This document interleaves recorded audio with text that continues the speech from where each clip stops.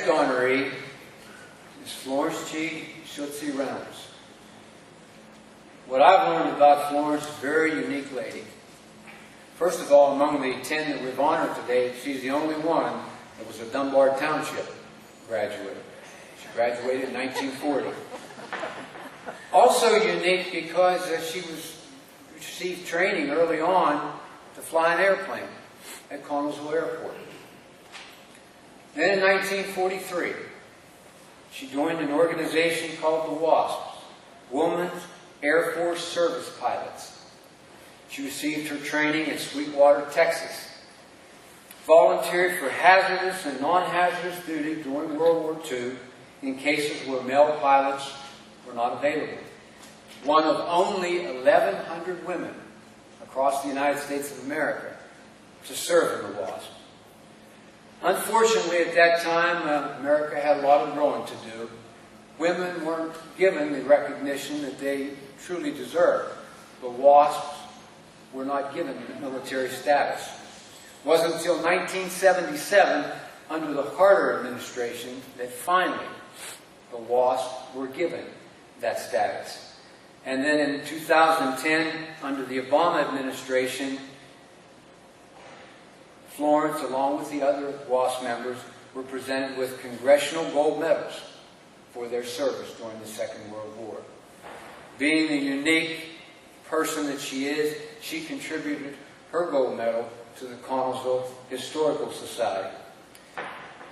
She's also an accomplished silversmith, and one thing I just learned this week, once the WASPs received full military status, it seemed like a lot of interest developed in the WASPs.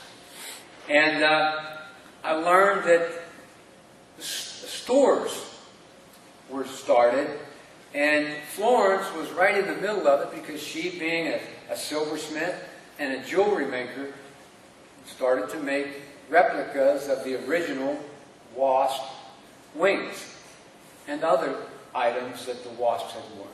And these became very, very popular items.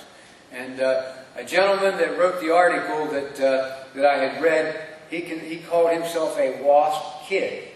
So apparently his mom had been a WASP as well.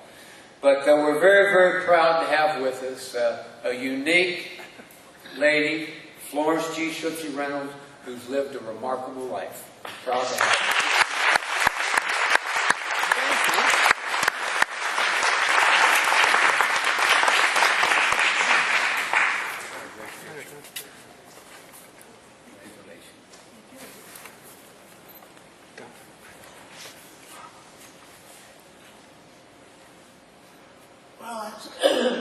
Did you hear me okay? I have a weak voice, and I have a good excuse if I forget what I was going to say.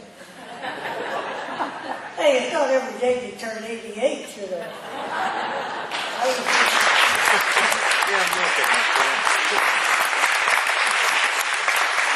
After listening to the bios of the other 9, I feel very humbled, very honored to be included into this year's class of the Hall of Fame of Connellsville as the Foundation, which I thank, and I also thank the committee, and I especially want to thank the two that nominated me, Sean O'Hanlon Lincoln and Karen Heckler. We have all become great friends these last couple of years. I sat here and listened to all these speeches tonight. I had one prepared for a minute and a half, which I thought I had. Now I realize a little story might help. And I'm sitting here thinking, what could I do that would involve the city of Connellsville? As I always refer to my friends, the village I come from goes back to an old proverb about a village. Anyway, I'll make 2 short things. When I was 7 years old, I declared to my family, when I grow up, I'm going to learn how to fly. 7 years old, that would be 1930, and my family looked at me, and when they got done laughing, they said, "Girls don't fly." hey, if I make up my mind, I will, and I did. And they were very supportive. Even my sister and other members of my family are here tonight, which I am most grateful. I am grateful to Lady Virginia Everhart. She's the one that said, "You're going to go and not wear your uniform? You're kidding."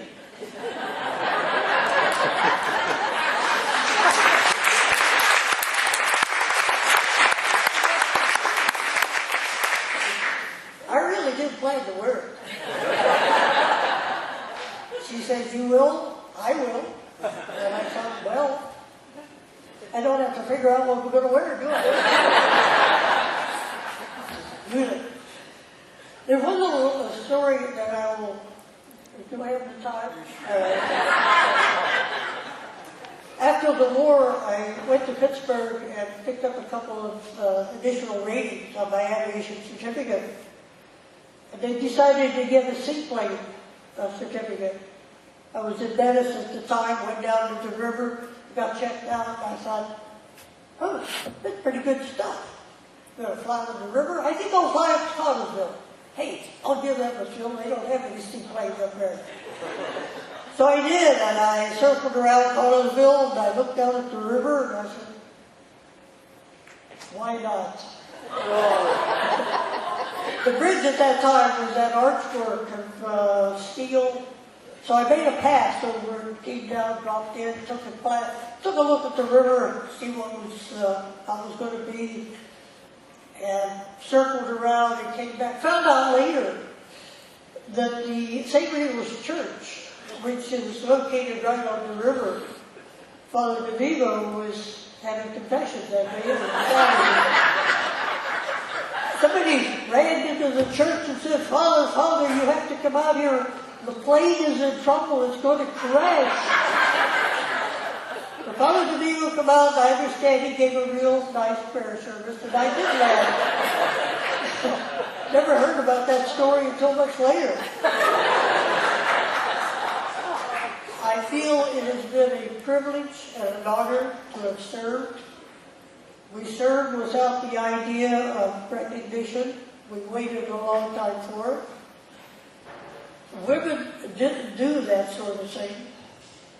When we would land at an airport, when we were ferrying aircraft or at some other mission, mechanics would come out and say, hey, where'd the pilot go?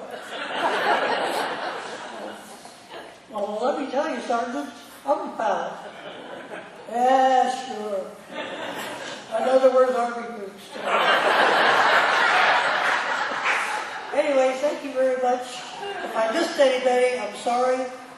I have always been very proud of the fact that I am from Connellsville. I was born within the boundaries of this city. I was challenged on that once, so I mentioned that. I was born at the top of West Side Hill. I live not too far from there. Anybody who's interested in WASP stuff, I'm always open. I got lots of time with my head these days. Ready to talk. I leave you with blue skies and happy landings.